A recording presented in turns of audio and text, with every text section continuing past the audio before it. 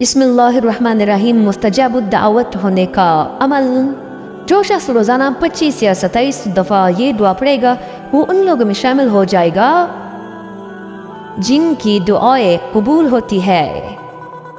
دعا یہ ہے: اللہم اغفر لی وللمؤمنین والمؤمنات والمسلمین والمسلمات الاحیاء منہم والاموات۔ ترجمہ: الہی تو میرے اور تمام زندہ اور مردہ مومن مردوں اور مومن عورتوں کے اور تمام مسلمان مردوں اور مسلمان عورتوں کے گناہ بخش دے۔ تمام دعائیں قبول ہوگی۔ حضرت حسن بصری رحمۃ اللہ علیہ نے فرمایا کہ جو شخص اس آیات کو پڑھ کر دعا کرے گا انشاءاللہ اس کی تمام دعائیں قبول ہوگی۔